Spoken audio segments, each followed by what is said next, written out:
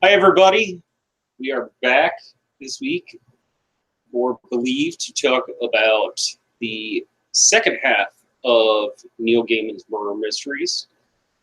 Uh, Joining me, as always, is Amy Truer than True. Hello.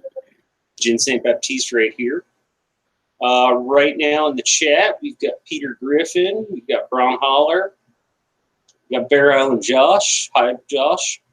In answer to your question, Peter Griffin, we're actually trying to figure that out because with Good Omens, because I thought they were releasing an episode a week, but it sounded from some comments that people were making on Twitter and so forth that they're releasing all 6 episodes Friday.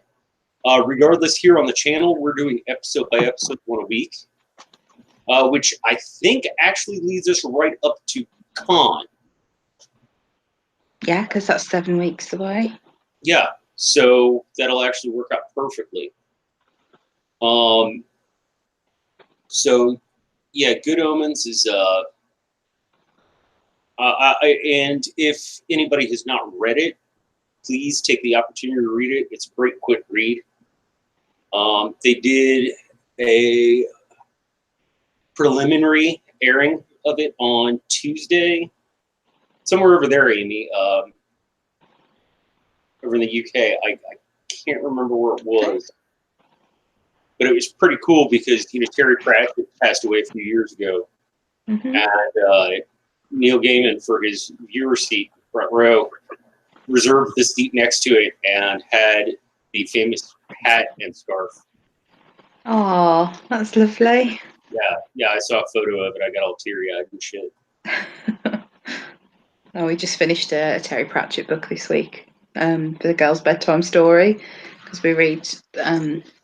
We've been doing some of the Discworld series, so we just finished Sorcery this week. Okay. Yeah, very much a Terry Pratchett house. Yeah, I do love me some Terry Pratchett. So, where did we stop last week? We stopped at I did mark it. Hang on. I kind of didn't really get into all the angel stuff as much, but we'd got the sort of first interaction with Saraquel.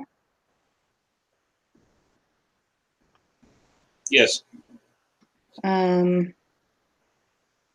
Where is he? He's in the Hall of Being. That was it. Yeah, because the man had just interrupted him, asking about what the universe thing was, if it was like a diagram or a blueprint, and he's explaining that it's like a prototype, and says that he's having to sort of translate what he's saying to him so it makes sense, because otherwise it wouldn't make sense at all if he tried to say what it really was.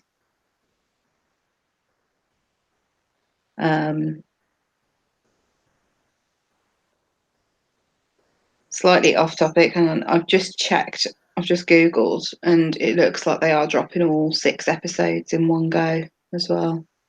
Yeah, so for those of you out there who want to binge it, fine. We're just going to watch it one episode at a time, one a week, and that's what we'll be talking about. So, yeah, that's your call. For me, I like watching things episodically. It makes it a little more exciting for me. Plus, I have very limited time. I don't get to binge many shows.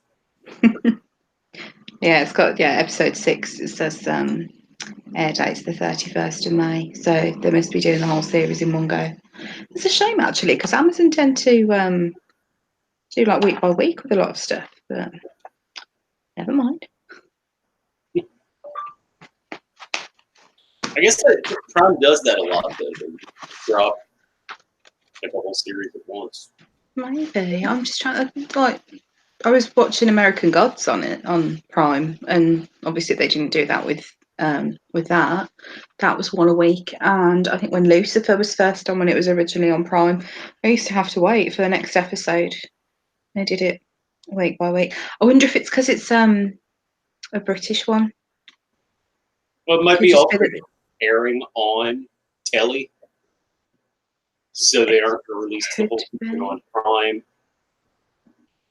when it's airing Yeah. week to week. Maybe. I was just thinking a lot of the other stuff that I watch on those US stuff, so that might be why it's episodic rather than all at once. Bobby Catalano just joined us. Hi, Bobby. Oh, hi, Bobby. Always a pleasure to see you. So yeah, he visits Seroquel, and I guess here's a good place to start. Is this paragraph right here? Our latest project was death. It's one of the hard ones, one of the big ones too, I suspect. Possibly it may even become an attribute that's going to define the creation for the created. If not for death, they'd be content to simply exist. But with death, well, their lives will have meaning, a boundary beyond which the living cannot cross. Mm-hmm. Yeah, they that kind of, when he says that with death their lives will have meaning, implying that there isn't a meaning without it. You would think that the angels were kind of immortal, and I wonder if part of him the death thing is that they kind of want to know if they can die as well. Because we were talking about that last week, like there's no indication of what happens to the angel when they die. Like, is there some sort of soul or something, and where would it go if there was? Because it gives the impression that where they are, where this silver city is, would be heaven. So where would they go? Which is interesting. So just perhaps the way he says it is that maybe he feels like there isn't any meaning without it for them as well. Not just what's the creation for the created, but technically they're the created as well. It's not just in reference to sort of humans and animals. I kind of think of them like Tolkien's elves. Like they can't just die, like of old age or disease, but they can be killed, or they could kill themselves. Yeah, maybe. Yeah, because it has implications at the end as well, like what that there's sort of like a total destruction. Not everything's gone completely. There's just nothing left at all.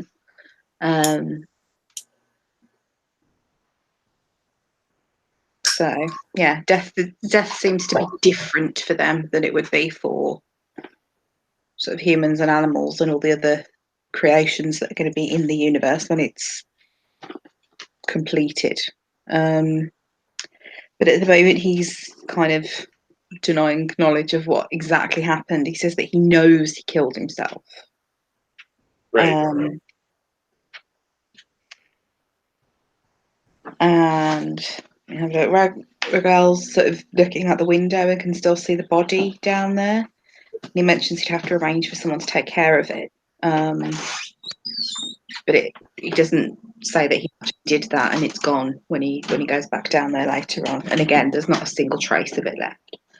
And he's asking him, how do you know that he's killed himself? And he's kind of questioning whether it's right or not, is what he was doing. So he's been asking questions about death. How we could know whether or not it was right to make this thing and to set the rules if we were not going to experience it ourselves. So he's kind of questioning God, essentially. Like, is it right to do this? As well, the way their hierarchy as such works is You know, if God says you do it, then you're going to do it. He's not supposed to be questioned as such. You are designed. You are defined by your function. Yeah, Like and Ravel is the angel of vengeance, and he can even shut much more powerful angels up. Just like, hey, I'm fulfilling my duty. Yeah, Do what I said. yeah, because one of them's a senior designer, isn't he? Which one? Fanwell. He says that he works. He's like one of the two senior designers. And so it's not really a spoiler because obviously we're kind of going to do the whole story anyway. But the other senior designer is God, and if that's who he's kind of partnered with, you'd think he kind of ranks higher as such. But he seems to be quite literally cowering when Ragwell sort of, he says he comes into his aspect and he says he feels larger. So you kind of get the impression of this huge glowing thing, like, no, you're going to do what you're told. Kind of like we were talking about last week, like about, not cute little cherubs. Like we're talking about. No, and we don't even know what they look like. We said that, like they could have 6 legs and 2 heads for all we know. And But I just mean like in their aspect, like it always makes me think of Byzantine artwork. yeah, Like flaming, Byzantine angels are fucking scary. yeah, flaming swords and like, yeah, not pretty little cherubs and harps. But yeah, it sounds like what Carousel was doing is perhaps something that he shouldn't have as well. Like they mentioned that he was getting very involved in other projects that they'd done, that he sort of got almost kind of carried away a little bit with things and trying to experience more rather than just designing them. And they kind of say it's what made him good at his job, but also it's something that makes him stand out perhaps from the others. And if he's questioning the things that he's being told to do, he's kind of doing something that he shouldn't. And then he says that Carousel had a notion that there were patterns, sort of creates patterns. It says structures and shapes appropriate to beings and events that once begun must continue until they reach their end, for us perhaps as well as for them. Which sounds like he's talking about fate as such, like a predestined fate, and that there's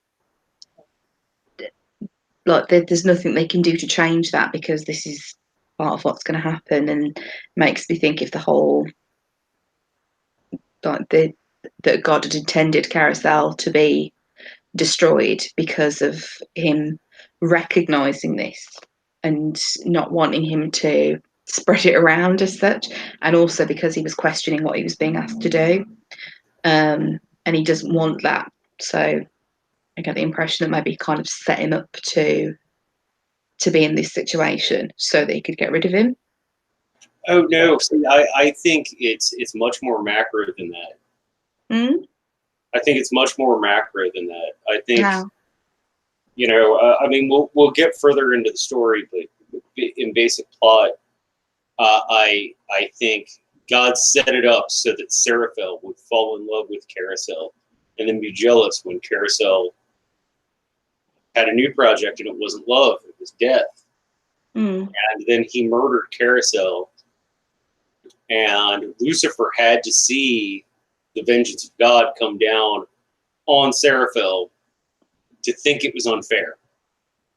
Yeah, it's all sort of part of the plan as such, but that means he also set up Carousel to die. Lucifer falling, yeah, but Lucifer falling was the entire end game for. Yeah, this is just a small part of it. But I wonder if it's kind of Carousel's kind of, he was disposable as such. It's not considered like a great loss or anything from God's perspective, or so it would seem. And so, yeah, the patterns and sort of fate. Obviously, Carousel's quite right about that, it would seem, because this whole thing has been planned. And then he asks him, what does he ask him about? Oh, he asks him about Fanwell, and he's saying that he sort of takes credit for everybody else's work, and that he works alongside Zefkil, and so we find out who Zefkil really is at the end, but like he's kind of a go-between between all the other designers and him. Middle management. Yeah, pretty much. Obviously, it means that he obviously, and he is taking credit for other people's work, because he's the only one that's reporting on it as such. He can twist it however he likes. It says if you need to speak to him, you have to go to Fanwell, and Fanwell will relay the questions to him. So he's having to go, and then obviously the answers must come back via him as well. So everything's got his bias to it as such. Right. If there is one. And he asks about Lucifer. He seems to be suspicious of him already at this point. He sort of asks the other angels about him, sort of just what they know about him, really. And it's none of them seem to really know much about him beyond what his job is, as the captain of the host, and they don't really interact with him. They say he reports directly to the name. I've never spoken to him. But they may know that he's up to something, because he says he's seen him sort of in flight. It says he asks where to, and it said he seemed about to say something and then changed his mind. That's not the first time somebody's appeared that they might mention where Lucifer's actually going. I think something that, let me have a quick look. I think Banner mentions it. Look. Yeah, he's a couple of pages back, when he's first talking to Fanwell, he says he wanted to ponder on regret and was going to sort of go a distance away from the city and fly above it. And he says, not into the dark outside. I wouldn't do that, although there has been some loose talk amongst. And then he stops himself. So there's definitely, it's not just Lucifer that's doing this, or if it is only him at the moment, there are others aware of it, and nobody has grassed him up, for want of a better word, it would seem. And it appears to be the subject of gossip, maybe, and sort of rumblings of unrest, perhaps. Trouble in paradise. It's never specifically said that it's forbidden. It's not, actually, is it? It's just kind of an assumption. And Lucifer even explains why he does it later. He does, yeah. He does explain why he does it, and perhaps that's what its purpose actually is. But it's not really spoken about. The way they speak about it is like it is forbidden and somewhere that they shouldn't go. Or maybe it's not forbidden as such. Maybe they're just afraid of it. Right. And then he talks to Lucifer. Yes, he does. So he goes and finds him in a park, and he's got an idea of perhaps already of what Lucifer's doing, because he asks him what he was doing there in that area at the time, and what he was sort of. He says, "Were you walking on the edge of the city?" Which he says yes to. So it seems he already kind of knows that some of the angels are doing this, and he's maybe picked up on it from speaking to the other two.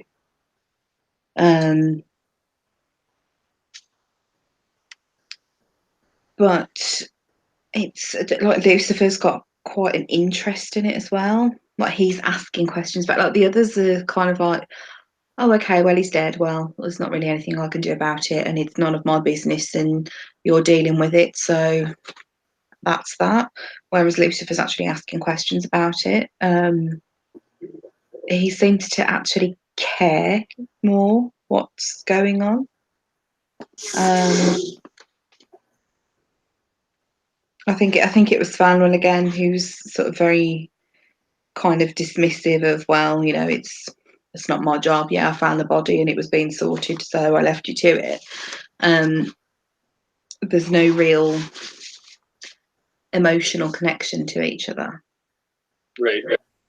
And Regel's pretty clever. I mean, he says right here, I know that he did not kill himself.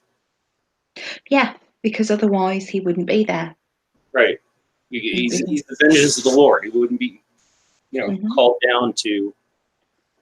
You can't take vengeance on the person responsible if the person responsible is already dead. So, yeah, he's aware that obviously something else is going on, and the others should be as well. Clearly, they should also come to that understanding that something else is afoot.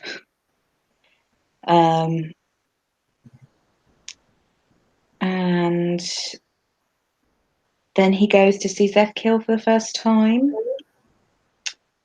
And he mentions that his cell was larger than his. There's a few little things that set him apart from the rest of them. His eyes, says they don't burn brighter than the eyes of any of the others, but they seem to have seen more. And then the key thing is that he has no wings. You'd imagine that's quite a big thing. The fact that he has no wings when literally every other being has. It must be something that they all know, and you would expect that they would perhaps discuss that amongst themselves. And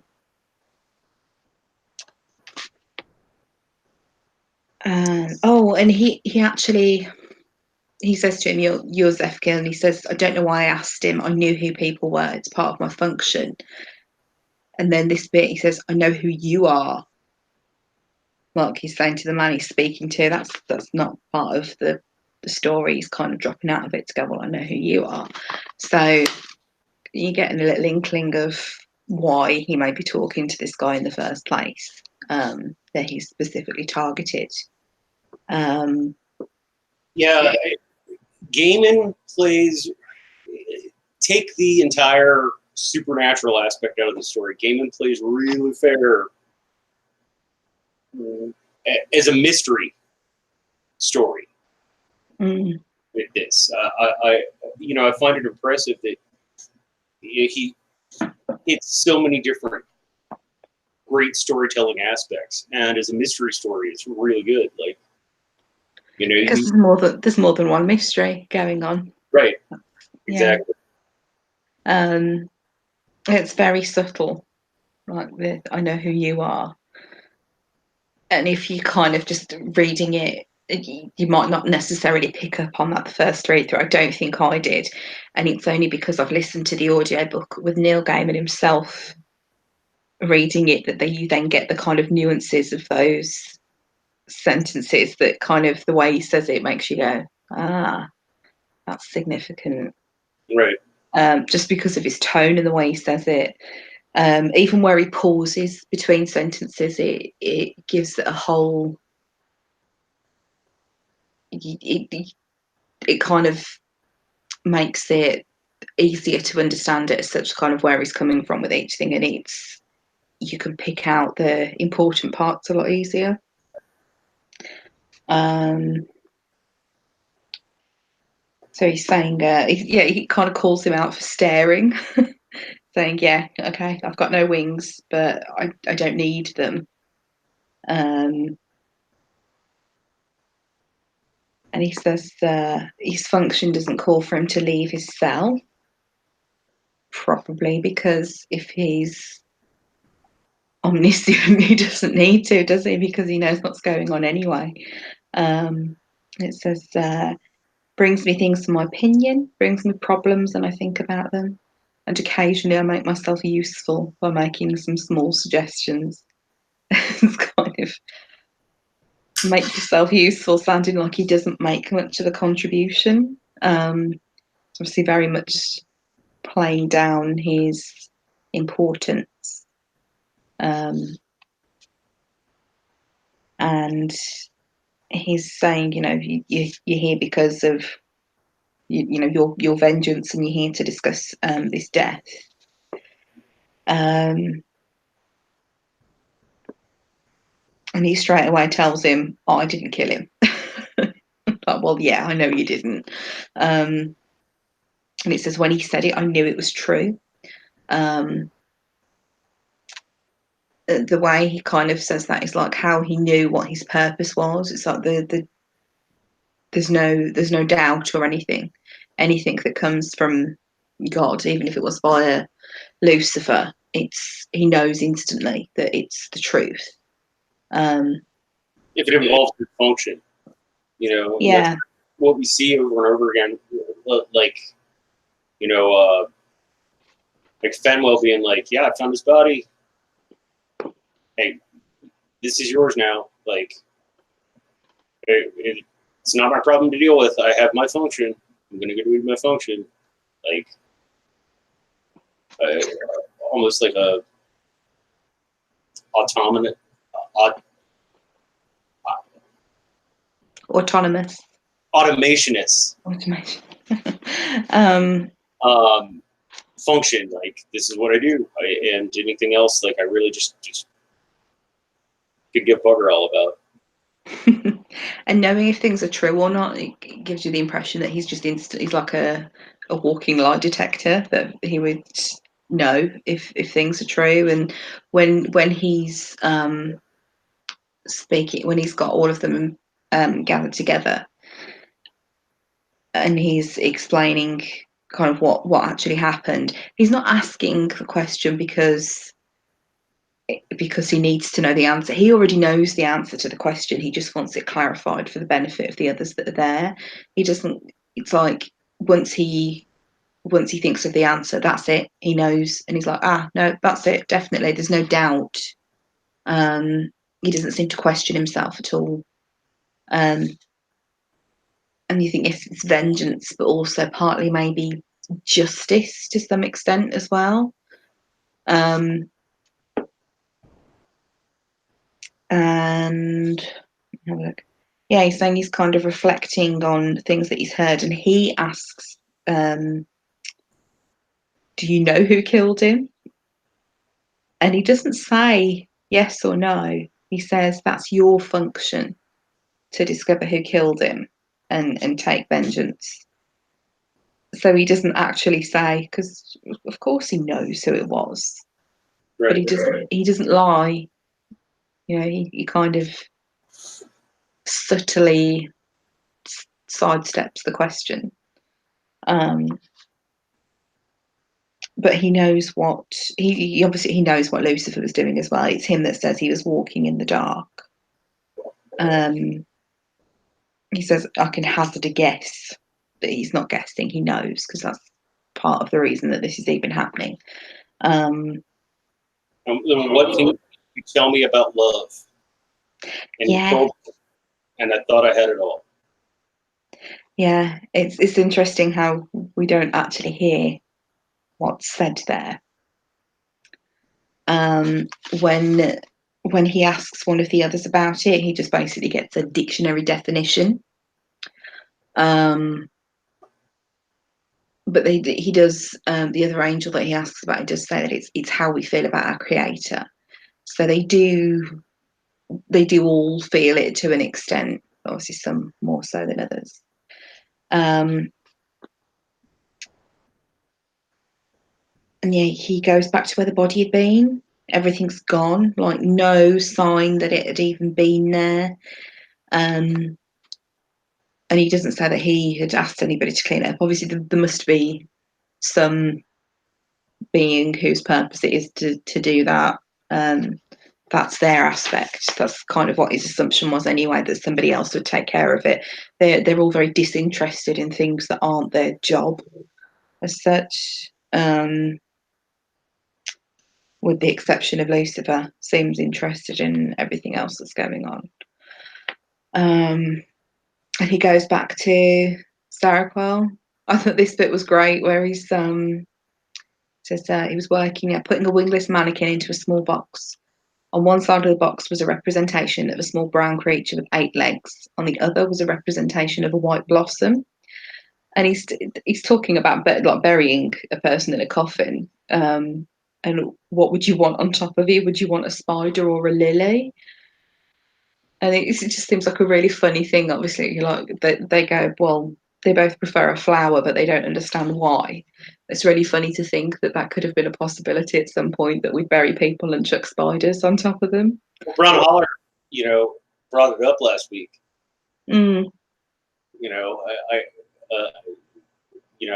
She said, I think we should put spiders on. Or which would you prefer, spiders or flowers? I said I like flowers too. We went into that for about 15 minutes. Yeah, we did. I think I started rambling about my pet spiders, didn't I? So yeah, I'd be quite happy to have spiders. Let's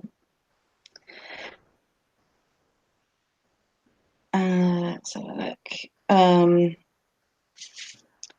yeah, he's kind of he seems a little bit stressed as such. He's kind of saying, we've only got one chance to do this correctly, and I wish I understood why it's so important, because we need to get it right. It seems perhaps he's feeling the pressure of his job, perhaps. And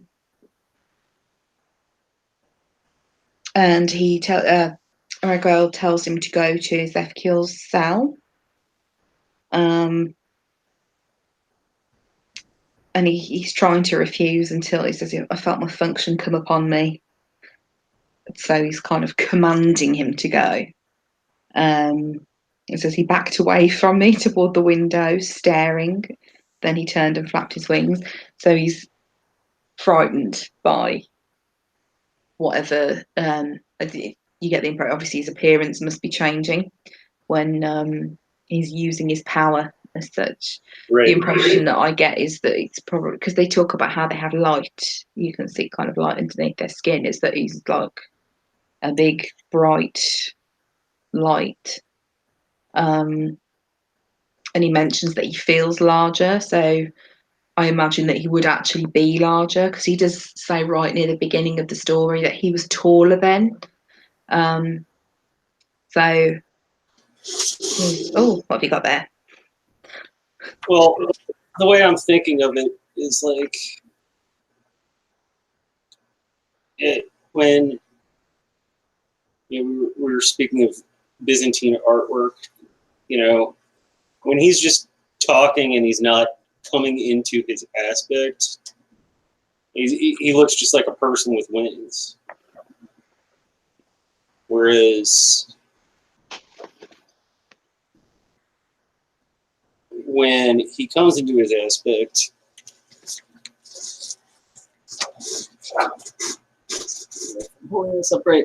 he looks kind of like that. Mm.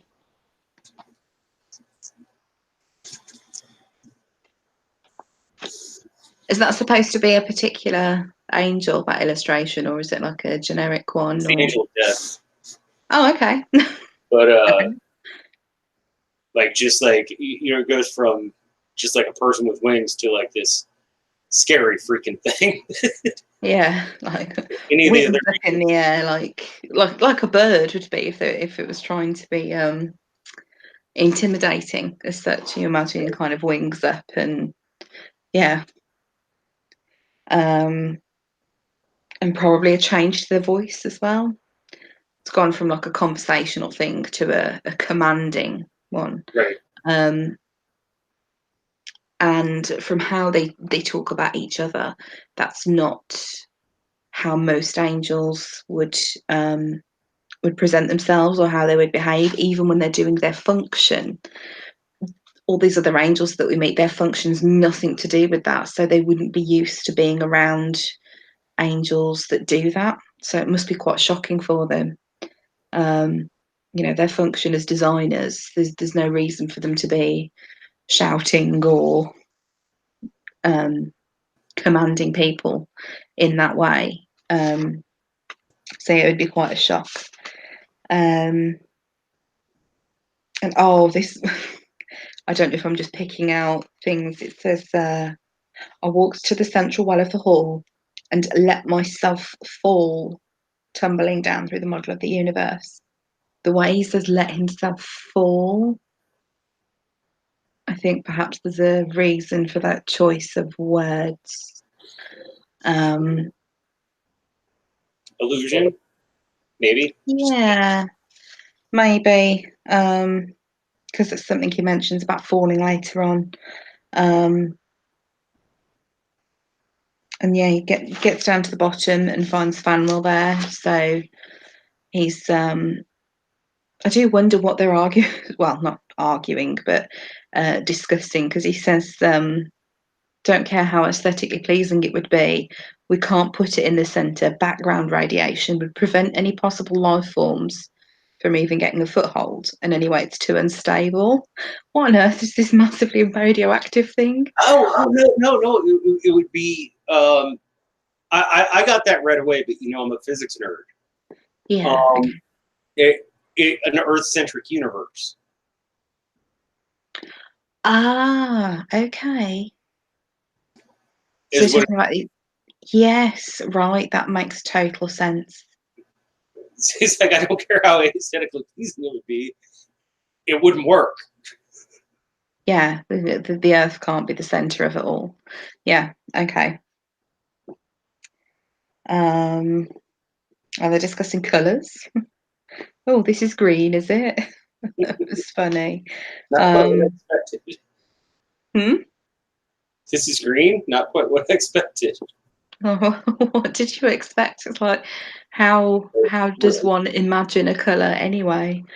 And they know some colours because they call everything silver. They mention eyes being grey. Again, unless this is him explaining things in a way that can be understood. Perhaps everything there's not any of the colours that we know as colours. It could be something completely different. Right. Chartreuse. Hmm? Chartreuse. Or just a colour that doesn't exist. Yeah. It's octarine maybe.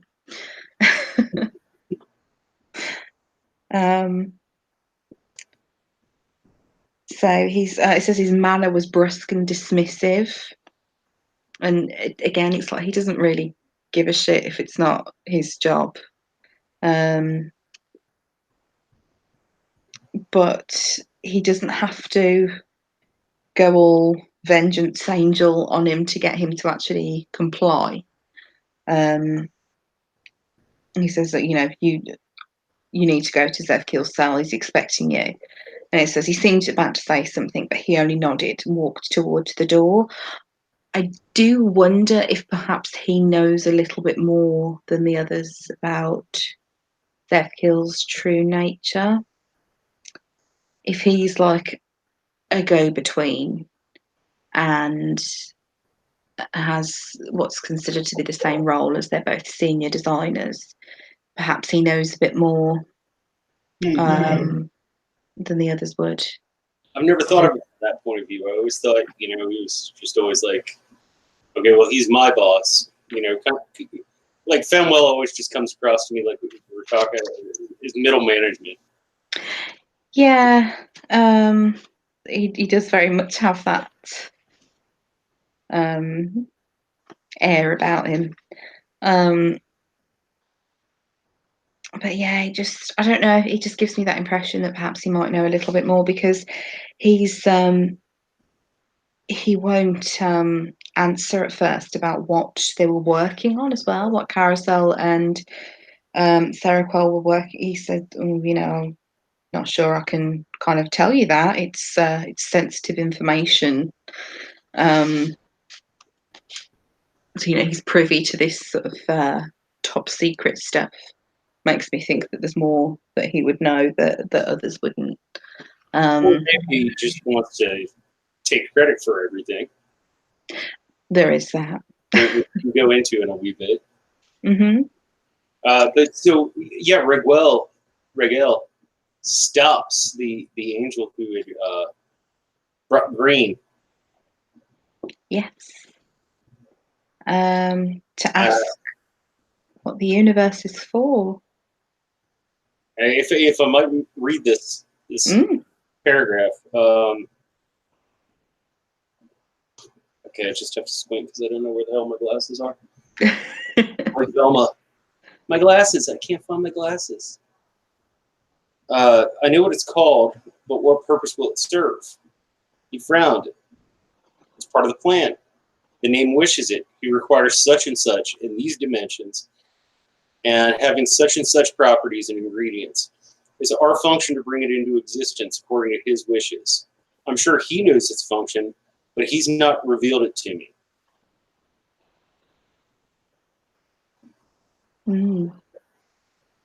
He could have revealed it to others. And he is always capitalized, just like it is in the Bible, by the way. Yeah. Anytime that it's speaking of God. Yeah, his the name are all capitalized.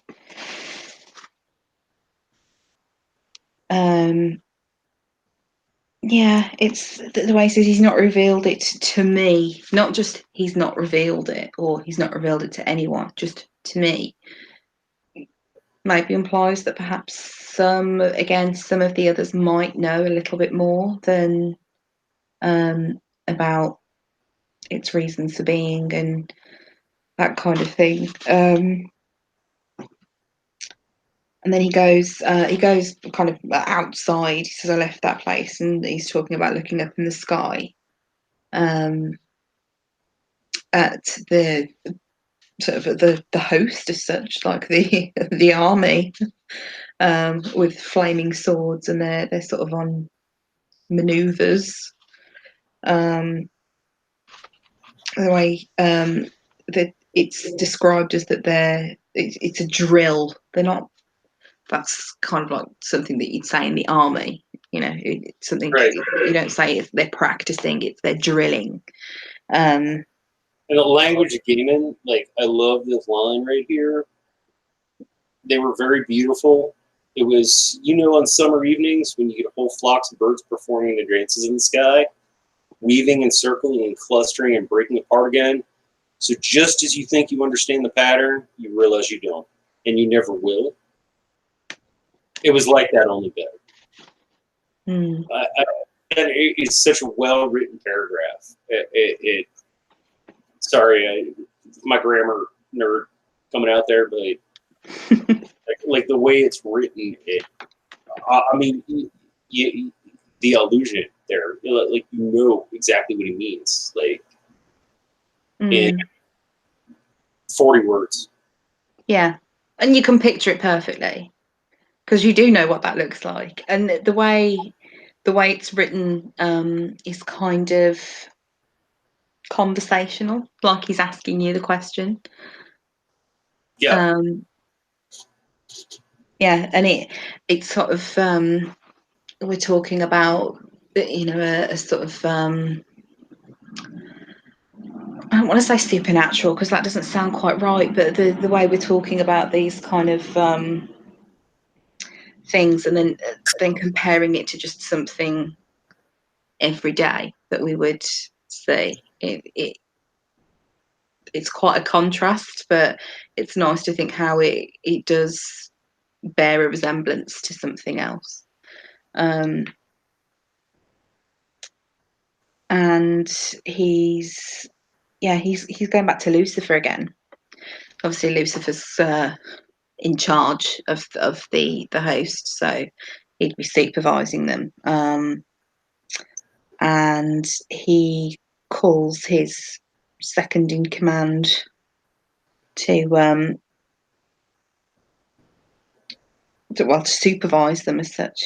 But he says that he actually calls him second in command as well. Kind of like he's it's the way it's just the way it's written and the way it comes across is like he's kind of reiterating his own importance, like, you know. Oh, can I bust out my background biblical knowledge here? Yes. Well, apocryphal knowledge. Azazel is the second in command in hell. Mm-hmm. He was the second fallen angel. He is the lord of the evil things of the air. If you've ever seen The Exorcist, that is actually supposed to be the demon that is possessing Reagan. And I just think it's so great. Like, because I remember the first time I read this and I saw that and I was like, oh, like, you know, it's like an Easter egg almost. Yeah. And then he says, he's my second in command, bright, enthusiastic. Azazel would follow you anywhere. And obviously, if he did, so if he's the second in command in hell as well, yeah. When he says he would follow you anywhere, he doesn't mean that. He means he'll follow me anywhere. Is what he's saying, really. And this is a really interesting bit because he's asking. He says, like, you know, what are you training for? And he says, war. And Raguel's like, well, who are they going to fight? Because there's just us here, you know. It's it's sort of thinking, how are they not questioning this at some point? Like, yeah, who would they be? Who would they be fighting? Because there's no other beings at the moment that are there with them that they mention. So it is literally just the angels and God, and that's it. So you'd think that more of them would question why they need an army. And he says that he doesn't know. He's named us to be his army, so we will be perfect for him. The name is infallible and all just and all wise. Well, he changes his tune in a couple of pages about that. He changes his tune right here. It cannot be otherwise, no matter what. He broke off and looked away. Yeah, and I think what he means is no matter what the voices in the dark say, I think is what he would have said had he completed that sentence. And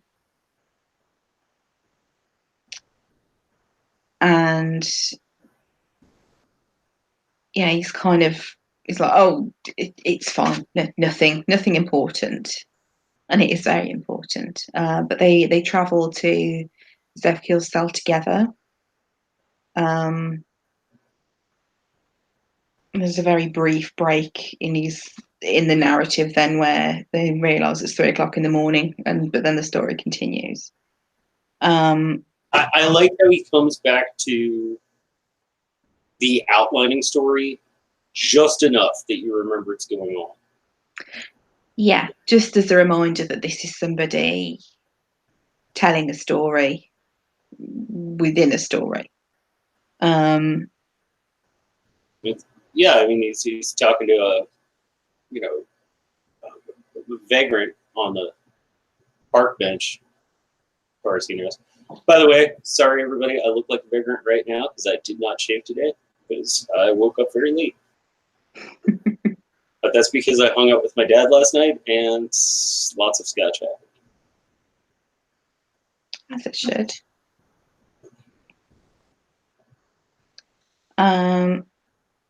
So he's fascinated with the story as well. He's like, carry on. So we have them all gathered together.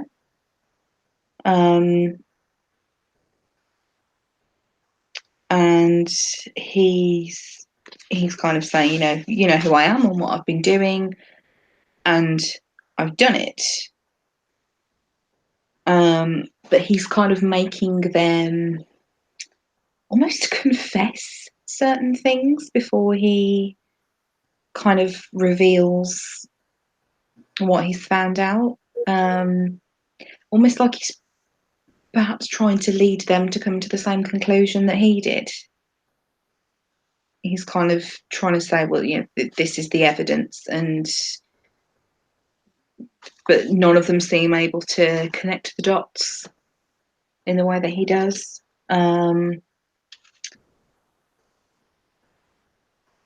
So he. I would totally read a detective novel with Greg Ellis, Yeah. The key detective. He's a pretty clever guy. I'm going to ask you to talk about Good Omens for a second because I have to use the men's room. Okay. And So talk if you about don't Good mind Omens. talking about what we're doing with Good Omens, I would grandly and greatly appreciate it. No problem. So, be like a little advert here. Good Omens. They have serialised this before as a radio show, a radio play, which you can find on YouTube as well. But this is a 6-part TV series. And we've only found out today that they're going to drop all 6 episodes at once this coming Friday, the 31st. But we're going to do 1 episode a week rather than doing the whole season in one go or trying to cram 2 episodes. Obviously, as you're all aware, we have a tendency to waffle and we'd be here all night if we tried to discuss more than 1 episode at a time. If you have got time to read the book, it's very, very good. I've also got it on Audible and I've been listening to it on that as well while I'm at work, just so I can fit it all in. I think it's about 12 hours on audio, but it probably wouldn't take that long to actually read. So you've still got a couple of days to binge through it if you want to read the book first. It does look very good. There's a couple of trailers out already as well, including a really funny musical one that Neil Gaiman actually makes a little cameo appearance in, with a bunch of singing nuns, which is really, really funny. It's only kind of touching on the first little chapter of the book as well, so you won't spoil any events, I think, by watching the trailers. It just gives you a hint of what's going to happen, and the cast looks amazing. I'm hoping that the casting will be as good as it appears to be, because from the trailers it looks really cool. So, hello, you're back. Yes. Thank you, Amy. Appreciate it. Sorry, this is most unprofessional live stream on YouTube. Everyone has to pee sometimes. It's fine. It's true. Um, Even vampires, as Johnny accuses me of being. well, if you just drink and don't eat any solid food, clearly you're going to have to go more often than most people. It just makes sense, doesn't it? I eat. What a weird. I'm a foodie, so I do eat just very small portions that are very expensive. Yeah. Not living on fast food or anything then when we go to when we're at con. I don't know. Last time I had fast food, I don't know if I got food poisoning or it's just because my body is not used to fast food at all. But I was so sick I had to call into work, and I never call into work. But I was like, seriously, I think I have food poisoning, and since my job is to touch other people's food and alcohol, I'd freak out that you'd. You should probably not let me come into work today.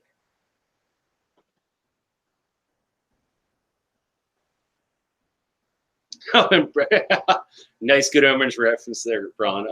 Am I a disciple of famine? Of course. It's I've forgotten his name. In it's something Raven, isn't it, in the book? Yeah, I think so. You know, I gotta get out my copy and read it before Friday because I'll be watching the first episode, and it's probably been about 2 or 3 years since I read Good Omens. I was saying I've got it on Audible as well, and I think the audiobook is about 12 hours at normal speed, unless you're a slight weirdo and like to listen to things on double speed, because I do that sometimes. But yeah, if you actually sat down and read it, it wouldn't take 12 hours to read the whole book. Yeah, I don't think so. I mean, now it's a gift that God gave me that I did not realize until probably my mid-30s. Like, my reading speed and comprehension is just insane. I read very, very quickly.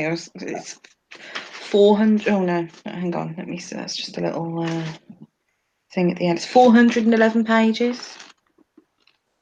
Yeah, that's about 4 hours for me. Yeah, I was going to say for me, I could probably do that in about 4 hours as well. So, but I and that's not being condescending to anybody who reads more slowly. Like I said, like that is my mutant power. I read shit ridiculously fast, and like comprehend and process it. So, yeah, my grandma used to joke because years ago I lived with my grandma on my first job, and I left school. I worked in a library, so I was constantly had my nose in a book, and she used to joke that I didn't read books; I absorb them. I suck the words out. Brian Hanna said his name's Raven Sable. I hope that's not a spoiler for the show, actually. If I was a little bit bad for that. Also, Lady Laura Dane, in answer to your question, if it's one that made you think of me, I'm hoping it's not half the songs on that album.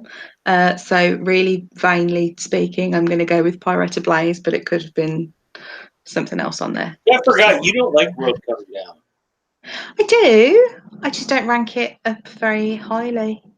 Actually, remind me afterwards. One of my friends asked me the other day to rank all of their albums in the order that I like them. And because I couldn't think off the top of my head, I had to go and get the CDs out, and I actually took a photo of it, and I'll send it to you later. All right. Totally off topic. And this is like the most exciting part of the book. Jules said the same. Yes.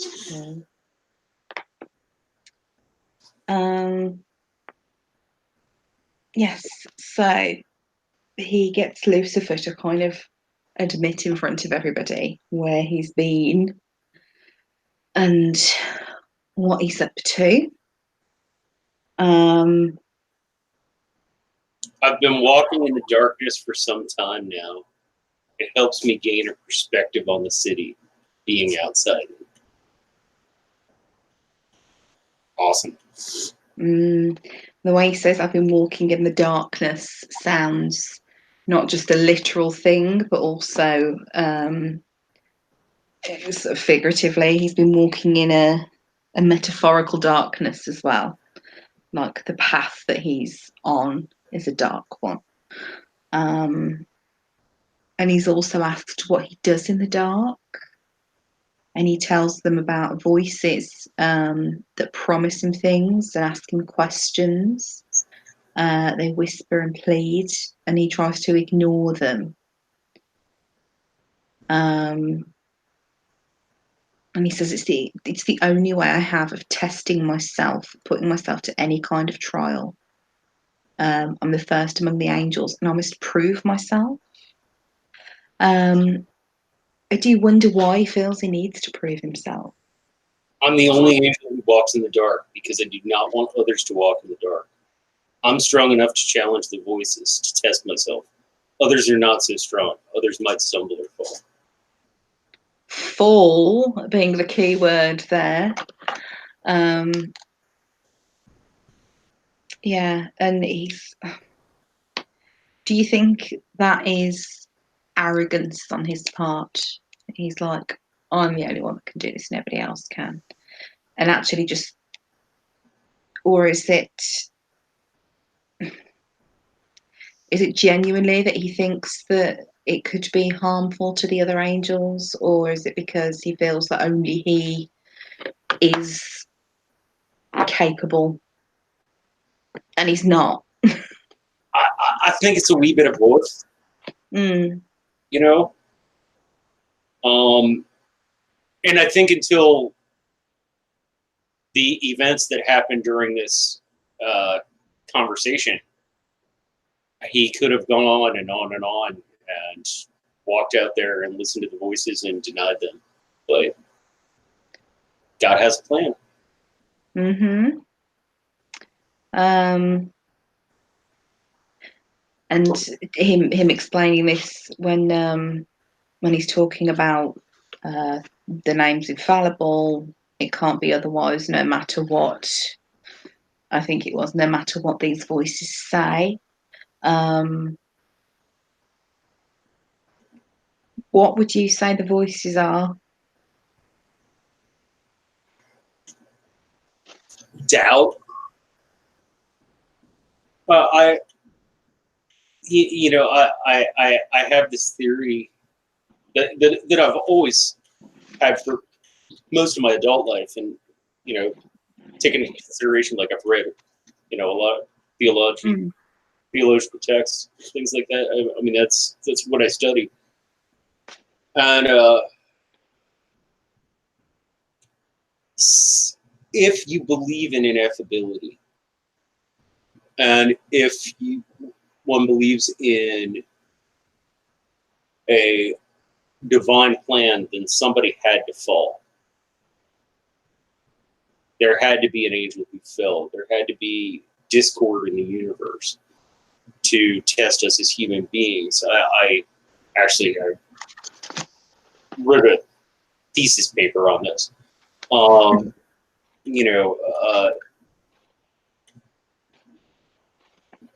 Our gift as humans, and the thing that I think made certain of the angels jealous of us, is that we have free will. And I think that's a lot of what this story goes into, long before the creation of humans. But we have free will, and to exercise for an angel to exercise free will. If you've ever seen the movie Dogma, what's his name, Jason Lee. Yeah, I love that film. The monologue he gives.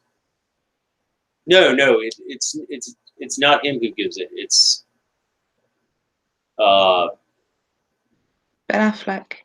Ben Affleck.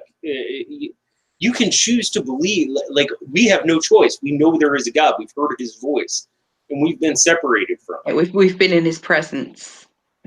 Like, and humans come along. Sorry, do you know what? That's not. It's Matt Damon's character that says that, I think. Is it? It's when they're in the airport, isn't it, near the beginning of the film? Is it? Or no, it's later than that. Shit, it's been so many years since I've seen that movie. Any Dogma experts, do feel free to chime in. But and I've always had this theory that that's why the angels who fell. The only way they could exercise free will is to rebel, and they rebelled because we were given free will. Us fallible meat bags that are capable of, like, so many atrocities. Yeah. And I mean, I could go into theological discussion about this for 10 hours. When we finish doing Gaiman's, we should totally do a Dogma one. Rewatch Yeah, it. I could go for that. Like, skip Neil Gaiman for a week and talk about Dogma. We probably have to do it in multiple parts for how much we waffle, but I do love that film. I haven't watched it for ages. Where did we get to? Okay, so that's all the questions that he has for Lucifer at this point. He kind of just makes him say what he's done, or what he's been doing. Moves to Fanwell. I love how he's kind of literally gone, oh, thank you, and then straight away gone to one of the others who are probably at this point perhaps feeling a little complacent that they're not being drilled.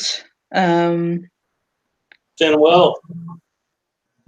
How long have you been taking credit for Carousel's work? Like straight away, and like, oh shit, really put on the spot. You know, like I said, I would totally read the Detective Adventures of Greg L. Yeah, sounds pretty fun.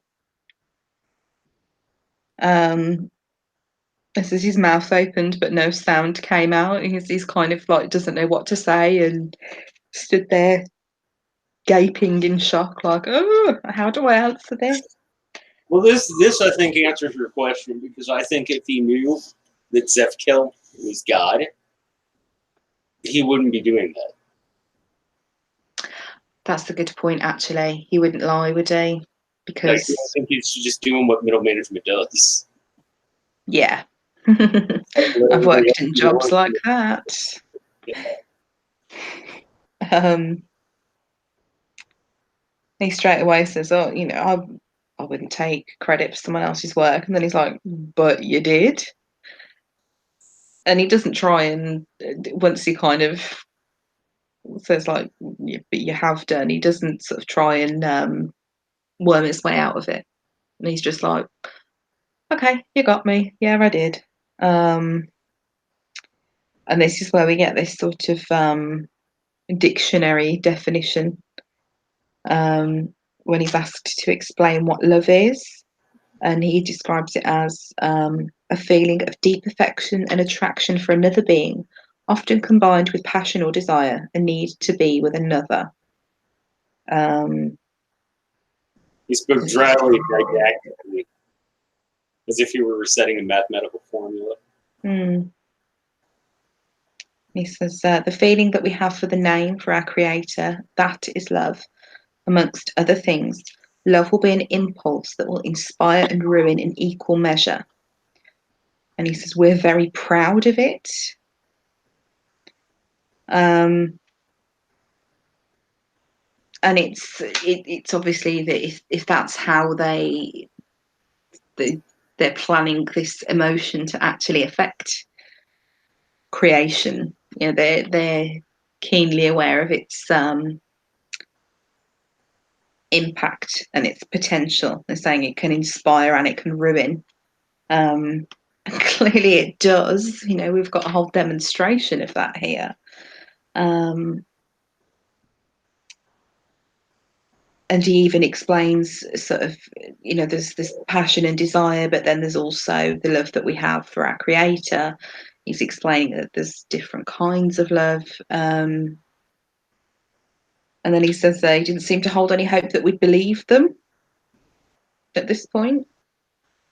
And then he says that you know, who did the majority of the work.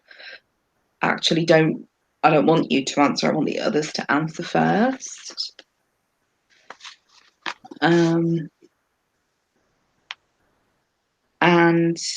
he starts with Zephkiel, and he says, like, you know, who did he say was responsible for it? And he says, you know, he told me it was his project. And I notice here that he calls him Sir. I wonder if he's kind of clicked on at this point already, because he says, thank you, sir, when Zephkiel's given his answer. No, because I see where you're coming from there, but if you remember when he talked to the angel who invented green, that angel called him Sir. Did he? Yeah. I I think it's just an expression of Like a respectful thing. yeah, politeness or respect. Yeah. It was the first time I know. Oh yeah, he does. Yeah, he says if I can. So that was the only point I'd noticed it being used. So yeah, it is just a sign of respect. And he asks Seroquel then, and he just, it was mine and Carousel's project, and he asks him why, as such, saying like, why did you let Fanwell take the credit for this? And it's not just that he took credit. I mean, he even told them he was going to take credit. He actually says he promised us that he would give us a good project of our own to follow. If we said nothing, we'd be given more big projects. And he was true to his word. He gave us death. So it's not like he's just kind of gone behind their backs and taken credit. He's outwardly said to them, if you let me have this one, I'll give you something that you're going to get more recognition for. And they've agreed to it. Gone, yeah, that's fine. Which is not what you would think of as angelic behaviour.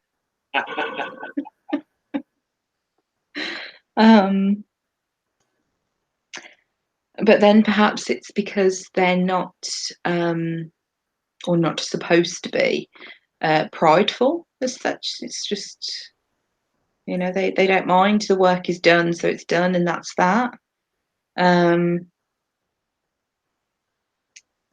Or at that point, jealousy's not fully formed, maybe. Like we do get a hint. I think at this point it is because I turn back to Fanwell. Well, it's true I claimed love was mine, but it was Carousel's and Seroquel's. Yes, their last project before death. Mm-hmm. Yes, that's all. I think right there, jealousy is invented. Yeah, that's what I mean. I was going to say, I think this is the beginnings of jealousy. Like, nobody at this point had set out to design jealousy as an emotion yet. And then it's kind of inadvertently come into being as a side effect of the love project. That makes sense. Oh, absolutely. And the way it says their last project before death, it's like, well, it was their last project before Carousel's actual death as well. That's the last thing that they sort of finished. And he's sort of saying to everybody, how Carousel was so good at his job. Says he turned back to them, and Seroquel was shivering with lights flickering beneath his skin. Like he already kind of knows what's coming. And then he says, who did Carousel love? Who was his lover? And he says he stared at the floor, then he stared up proudly, aggressively, and smiled. I was. So do you want to tell me about it? No, but I suppose I must. So quite he's like, actually, no, I don't want to tell you about it, but I've got to, so I'm going to. And the way he's saying it sort of proudly and aggressively, he's almost challenging them to question him on it. If he's being aggressive with it. And I'm saying it was Carousel's idea.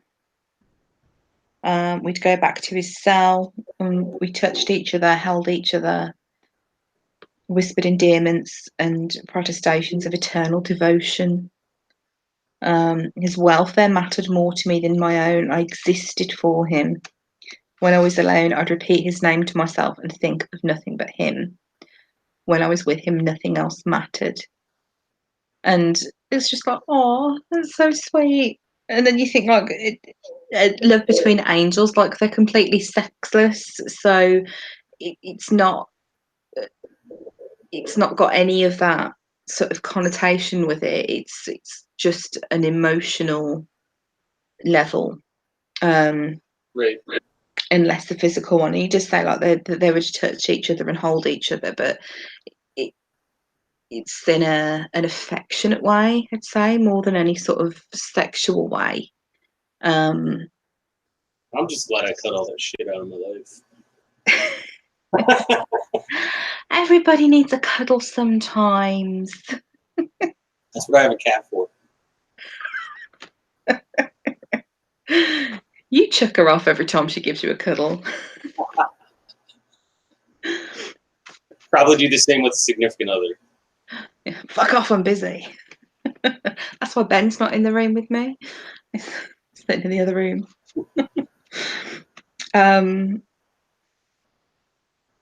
Yeah, he's you do feel sorry for him. Like, you know, he genuinely did care. And, you know, Carousel wasn't the only one that got too involved with his work. You know, it was him as well. Not with him, nothing else matters. Then why did you kill him? And then this paragraph here that is because he would no longer love me. When we started to work on death, he lost interest. He was no longer mine. He belonged to death. And if I could not have him, then his new lover was welcome to him. I could not bear his presence. I could not endure to have him near me and to know that he felt nothing for me. That was what hurt the most. I hoped that if he was gone, then I would no longer care for him, that the pain would stop. It's so sad, isn't it? It's just like you really feel for him, even though he's done something awful. You really feel for him, and saying he belonged to death, and then, you know, death was welcome to him. It's you wouldn't feel that way about somebody, like feel so strongly, like almost like a hatred to somebody that you didn't love, if that makes sense. You know, there's like I think Sarah fell, if he survived this story, would be listening to a lot of Stabbing Westward.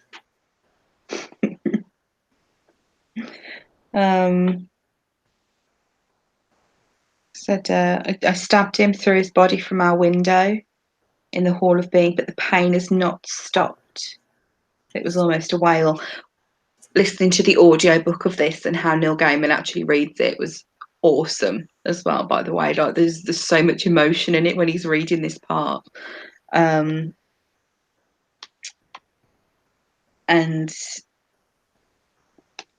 yeah, you sort of think it's kind of like a crime of passion as such, isn't it? It's you know, he never would have felt such anger towards them if he hadn't loved him in the first place.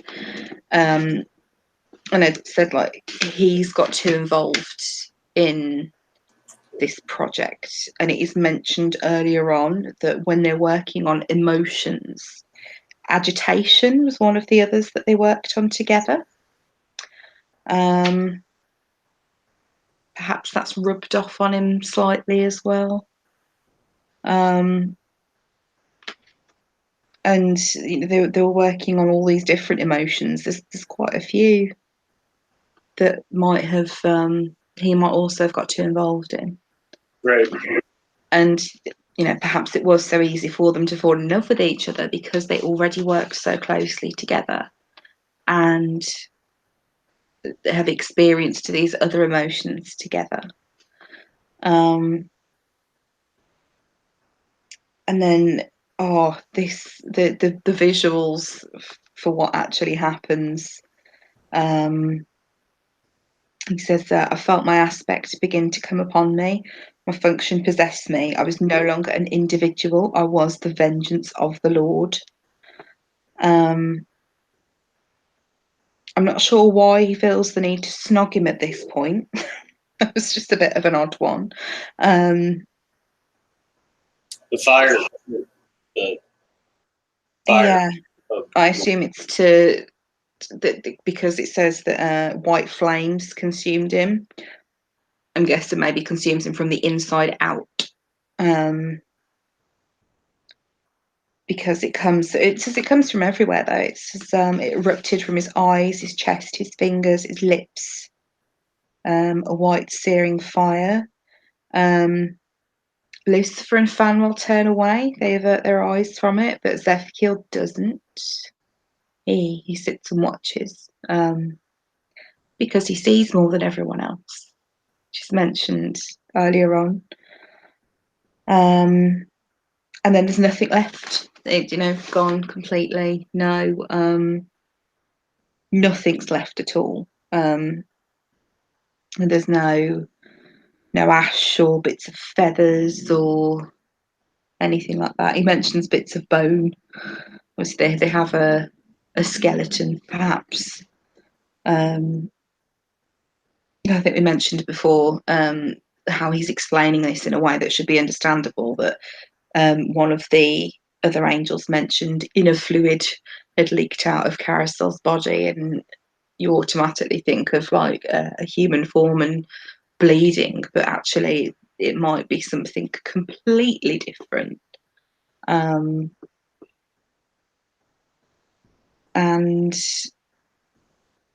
yeah, he says he returns to himself. The flame. I felt the flame leave me. I returned to myself once more. I think he's scared everybody at this point. Fanwell's crying. Lucifer's gone pale, and he tells them that it's to act as a warning to them both, almost like a threat. He's kind of saying to Fanwell, this any kind of it's kind of like a you need to change your ways type threat almost. But Lucifer kind of stands up to that. He's kind of he doesn't seem to be threatened by it. This is the most recall. This is what I was talking about earlier. Mm-hmm. This is that first step off the precipice, so to speak. That was not right. That was not just. He was crying. Wet tears ran down his face. Perhaps Seroquel was the first to love, but Lucifer was the first to shed tears. I will never forget that.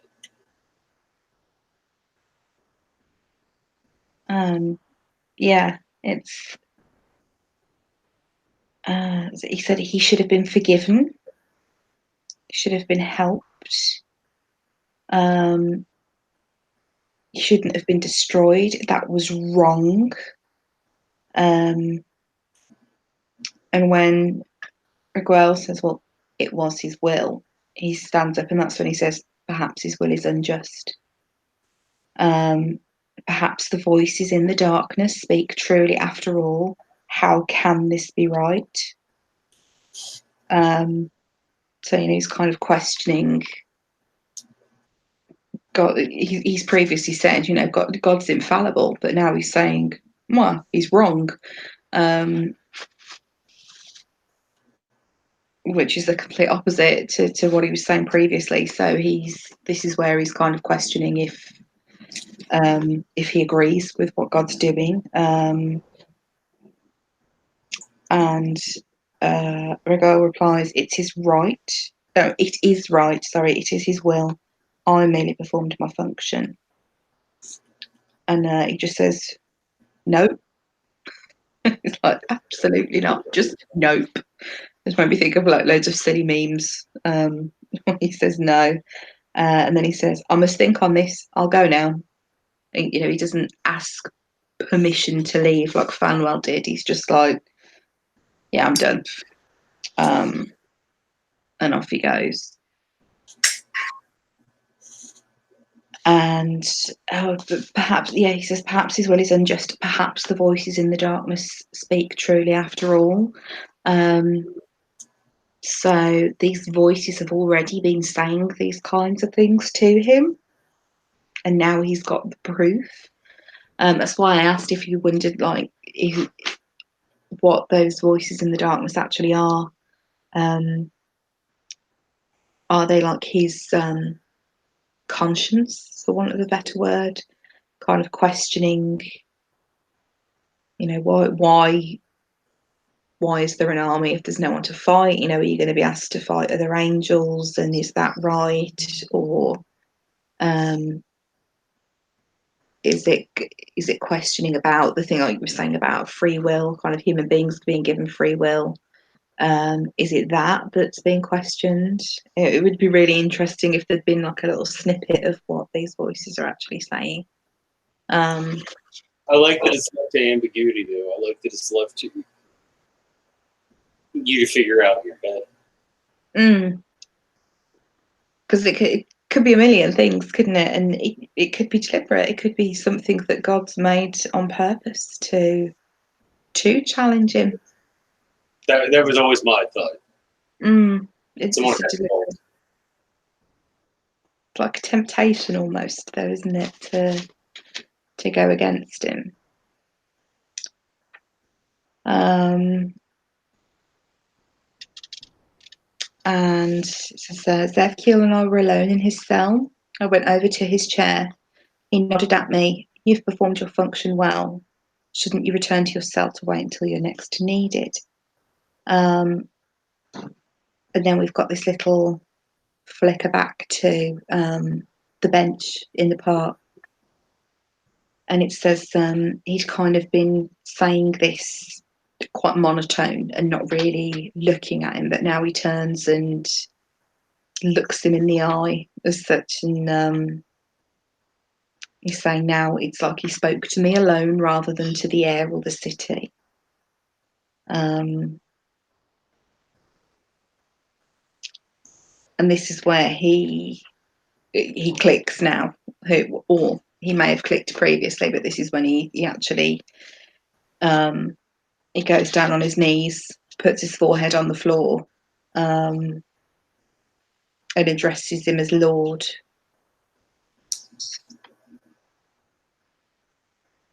And right. You couldn't have left them, not even if I'd wanted to. My aspect had not entirely left me. My function was not completely fulfilled. And then it fell into place. I saw the whole picture. And like Lucifer, I knelt. I touched my forehead to the silver floor. No, dear, not yet. Mm-hmm. What do you think is the point where he realises? Is it right here, or had it sort of clicked slightly before that who he was? Or I think it did earlier. I think it clicked the second time he interviewed Seraphim. mm-hmm. And or at least like the match was lit. Yeah. And I like that he kind of at first tries to be like, oh, you know, you shouldn't do this. It's not fitting for one angel to act in this way to another. It's not right. Get up. Father, you are no angel. Yeah, which is true. And he kind of he doesn't try and deny it any further. You know, he kind of admits that he's been rumbled. He says, "Shall I ask how you recognised me?" Well, before that, he said, I was charged to discover who was responsible for Caracel's death, and I do know you have taken your vengeance, Rigel. Your vengeance. Kind of like you're responsible, not you know, but as the not directly responsible, but you know, he set it into motion. And the way he says that he recognised him as you have no wings, you wait at the centre of the city, supervising the creation directly. When I destroyed Seroquel, you did not look away. You know too many things. And then he says, I don't know how I know. As you say, you've created me well, but I only understood who you were and the meaning of the drama we have enacted here for you when I saw Lucifer leave. And he says, what did you know? And he says, who killed Carousel? Or at least who was pulling the strings? It's almost accusatory here. Oh yeah. Is who, for example, who arranged for Carousel and Seroquel to work together on love, knowing Carousel's tendency to involve himself too deeply in his work.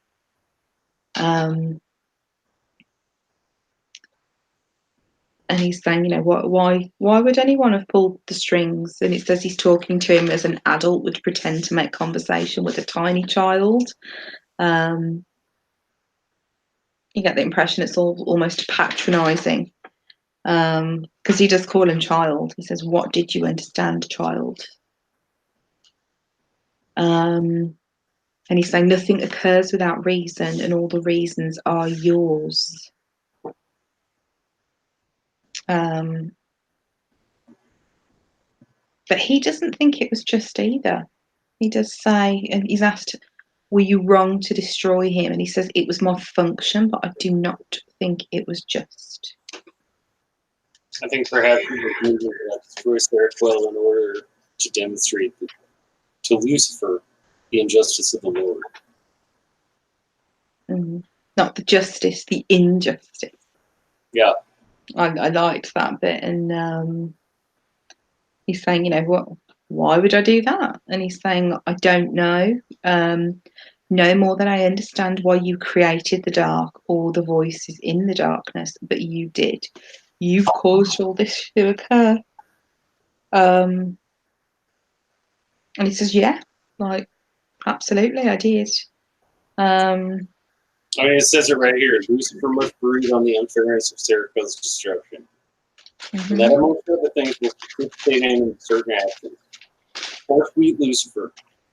His will be the hardest of all my children, for there is a part he must play in the drama to come, and it's a grand role. And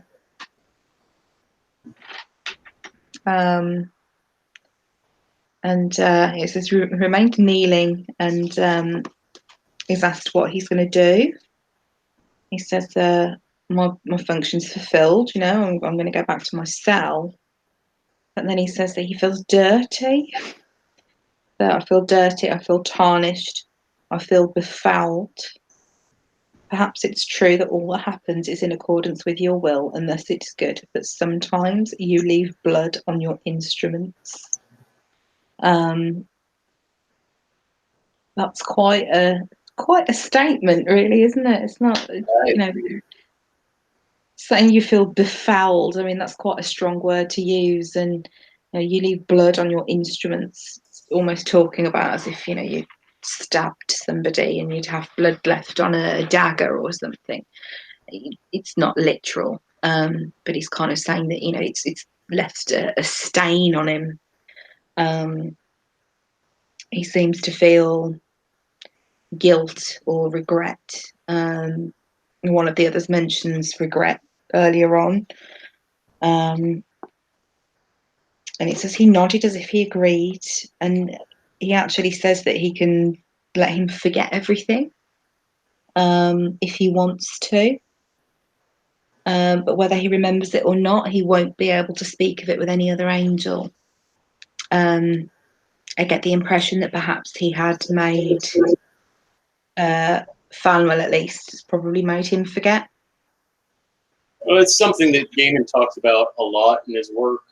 In American Gods, the book, there's the scene towards the end where Shadow is given his choices of paths.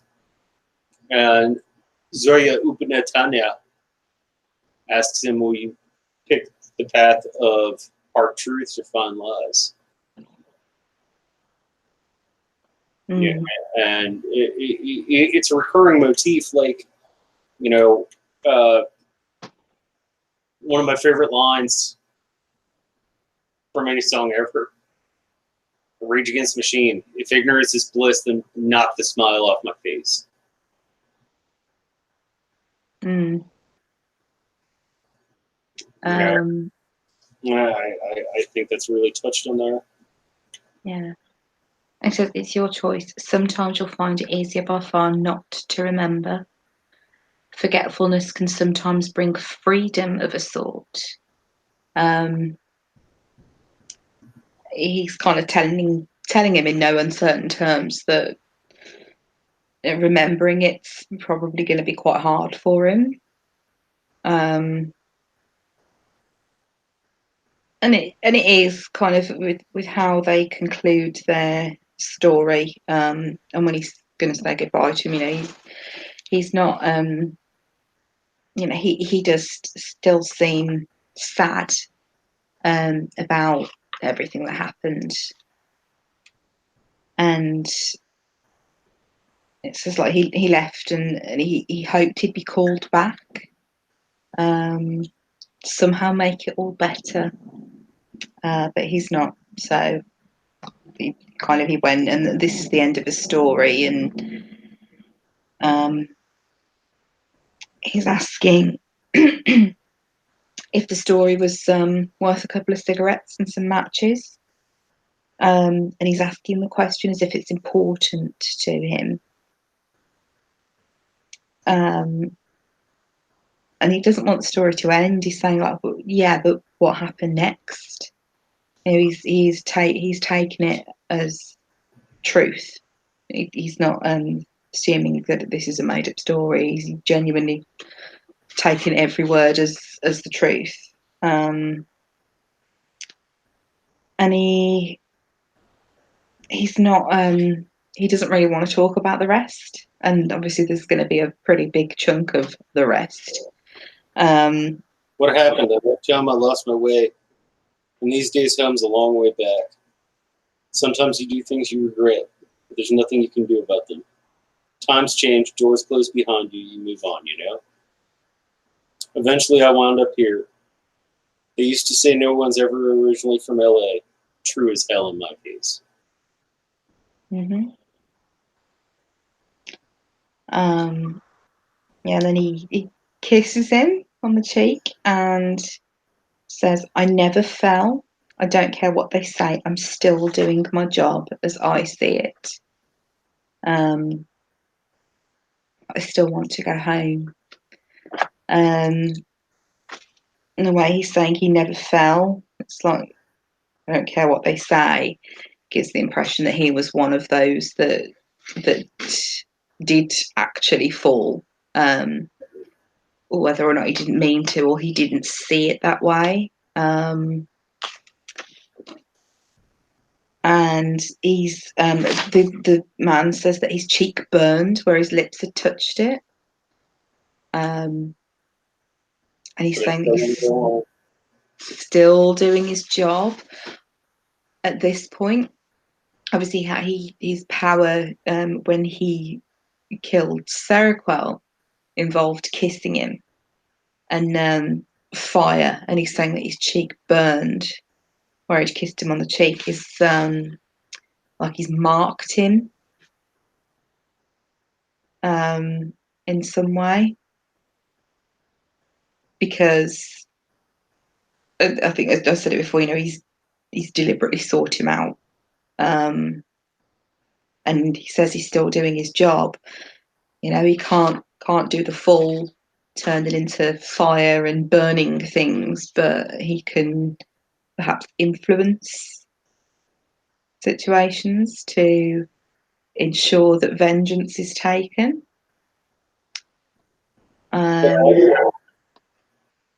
Going with what Lucifer said, like he should have been forgiven.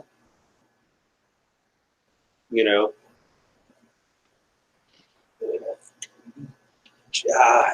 it gets so ambiguous here, and we're going to get into the really creepy part of this entire story Mm-hmm. here in a second. So he says he goes, felt like he'd taken something from me. Although I could no longer remember what, it felt like something had been left in its place. Absolution, perhaps, or innocence, although of what or from what I could no longer say. In a way, perhaps he has, because he says that he's got all these memories missing, doesn't remember details. And then it says, an image from somewhere, a scribbled drawing of two angels in flight above a perfect city, and over the image a child's perfect handprint, which stains the white paper blood red. It came into my head and bidden, and I no longer know what it meant.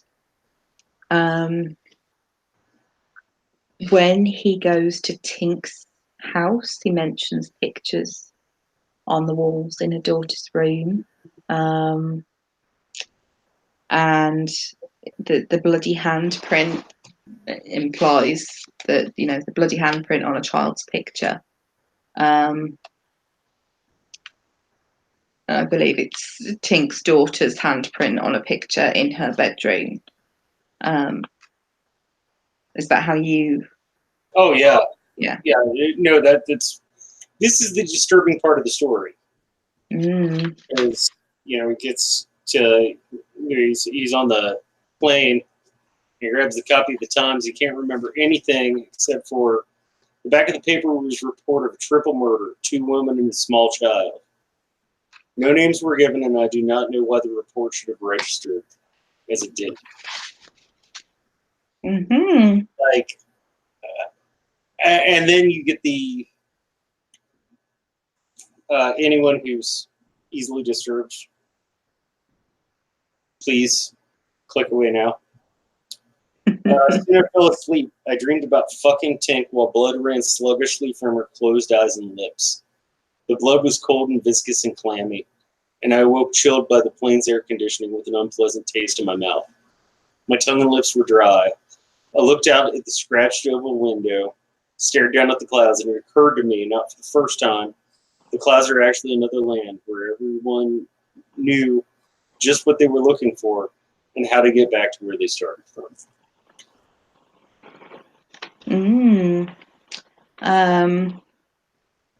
I don't think it was a dream. It was a memory. Yeah. I'm not sure why her eyes would be bleeding though. But I would assume some sort of head wound, probably. And it's on her lips as well. He said it was cold and viscous and clammy. And he mentions when he's at a house previously that when he kisses her, her lips are sticky. And now I'm thinking maybe it was actually blood they were sticky with.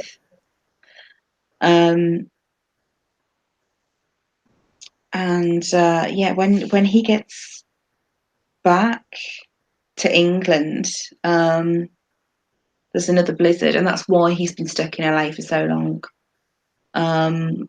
It's because of the weather, and you know, it seems there was this one flight that managed to get there, and then no more can afterwards.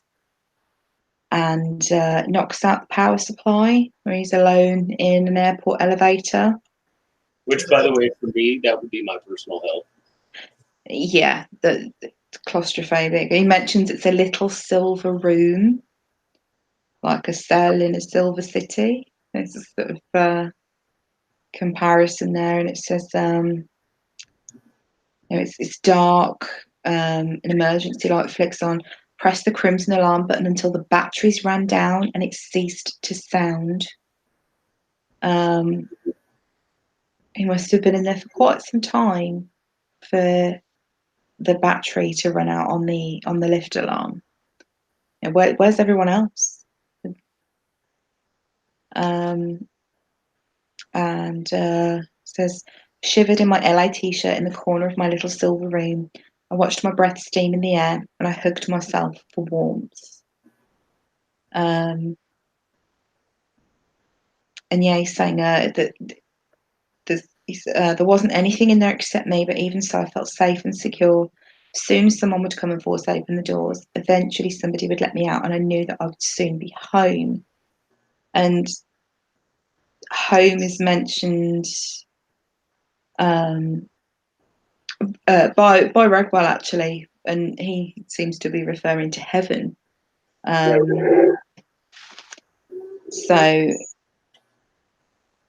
I don't think he means home as in he's going back to his house. It's that he's going to die in there.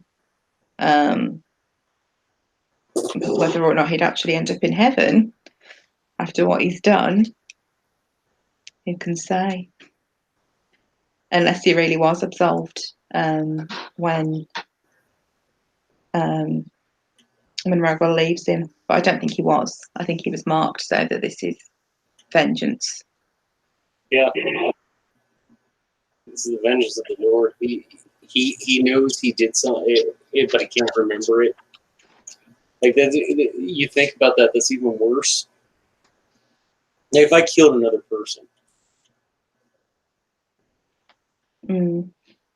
it would be bad enough that I remembered that. If I didn't remember it, but I knew in the back of my head there was some, like, in its own way, it's even worse. It is, because it's disturbing, and what we can imagine sometimes is 10 times worse than actual reality. So especially with these kind of dreams that he's having, it's like, it's just there in the back of his mind, but he can't quite grasp it yet, if you will, at all. So yeah, it's really multiple mysteries. You've got the mystery of who killed Carousel. You've got the mystery of what the hell he's done, what he's been up to. There's a whole huge lump of, the mystery of, was the guy really him? Was he really speaking to an angel? And you have mystery in the sense of the theological reference of it. Yeah. It's the actions of God, actions of the divine that we as humans can't understand. Yeah. So it's. And how many parts? Carol and Josh says he ended exactly how the angels began. Yes, in a tiny silver cell, alone. And that story's only 30 pages long, and it's almost like a whole novel in itself, though, for what's actually included in it. I've read through it twice and listened to the audiobook, I think, 3 times. There are a couple of sections that I kind of re-listened to, because I've been listening at work, and I kind of get distracted with, doing my actual job instead of just enjoying an audiobook. I just start with my job. I don't get the opportunity for any of that. Yeah, like we're fine to have headphones in at work, so I can kind of listen to stuff while I'm sat there. But obviously, I am trying to concentrate. You are the bartender walking up to you, listen to a fucking audiobook. Can you fucking pause her? Oh, Bronhalla's got to go. See you next week. Ron, thank you for everything you do. You are so loved. And by the way, congratulations on your award that you got. Award? What award? What have we missed here? So apparently her secondary job, she's a beach lifeguard, I believe. Wow. And like her team won. I think I understood all of this. her team won like some sort of competition or contest or something like that, which that's pretty awesome. Awesome. Well done. Yeah. I did notice Clarissa popped in briefly as well, but we were kind of really into it and I didn't say hello. I'm not sure if she's still here, but hello. Wow. So everyone, that is Murder Mysteries. If you have any other thoughts, please share them. If you've not read the story yet, please read it and pop your thoughts in the chat, because to me, this is one of probably the 5 best short stories ever written in the 20th century. I love this piece, and I love being able to talk to all of you about it and being able to talk to Amy about it. We're getting on to Good Omens next week, and I'm very excited about that. Bobby, who needs congratulating is Brown Holler. The one spanner who ruled them all. Yes, you have a spanner because you're a Cylon, but non-Cylons don't get them, except for Brown. Brown Holler's the only human spanner. But yeah, please read the story. It is so amazing if you've not read it.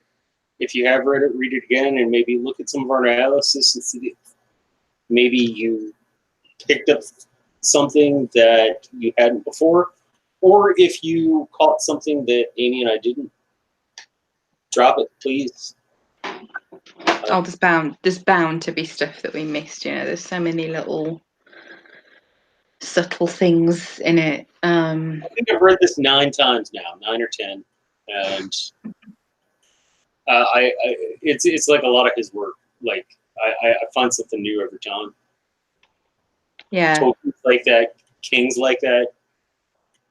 I don't know how many times I've read The Stand. I think I've read The Stand at least a dozen times, and I find something new. Tolkien, shit. I'll be 42 next month. Since I was 14, I read The Lord of the Rings once a year every year, and I still find something new every single time.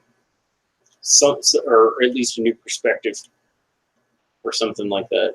So, yeah, share it with us, please. Yeah, I think all the best authors they have that you when they put so much work into actually telling the story that you can't possibly grasp everything on the first read through. And again, and the best authors make you want to keep rereading it as well. That's part of the joy of it. So, oh, Josh is off. Bye, Josh. Bye, Josh. God bless. Oh. Bobby's very kind. You guys miss nothing. We do miss some things. Oh, we miss all sorts of things. I don't take notes when I'm doing this like I do for Battlestar. Pages and pages of notes. So there's bound to be something. It's a little more organic. Yeah. Yes, all of you, thank you for coming out. We're going to go ahead and get out of here. Next Wednesday, Good Omens will be up. Tomorrow, the final vote will be up for the final season 6 episode. So the season 6 playlist will be coming up tomorrow. It has all been voter decided. So I hope to see you there. I hope you check out the music. I hope you check out amazing books. You can find Amy and I both on the Cylon Johns every Friday night. And you can find me pretty much everywhere, because with Game of Thrones winding down, I'm doing a lot of stuff with Johnny and with Mackenzie and things like that. And we'll get Amy creating content soon. I do have some ideas brewing, I'll be honest. But I shall. I'll twist your arm. Yeah. We might do a special something, maybe the Thursday night as opposed to Wednesday, the week of Con, just because Amy and I will actually be together in person. And maybe we'll just do like an hour stream about Neil Gaiman or something. This is assuming we're not passed out drunk at this Yeah, point. we'll be on the verge of passed out drunk, and we'll still do this. We'll get drunk. If you're interested in that, please leave it in the comment section below. It might be kind of fun. No, I'm picking Amy up straight from the airport, and then we're going to hit a bar. Because I'll have been in a car for 5 hours. I can't even drop my luggage off first. We're just going to go drinking straight away. Yeah. Fuck it. Why not? So we'll park the car and be like, hey, where's the nearest bar? Yeah. And then we can get our luggage drunk. It'll be fun. It'll work out fine. Yeah. We'll find a bellhop. Shit, I tip well. We'll find a bellhop. Throw bags at people. Do something with it. Do something with this. Where's your monkey suit? Very good. And where's the wine list? All right, everybody, have a great night. And if there's one thing you can take from this and all these streams is please believe. Bye.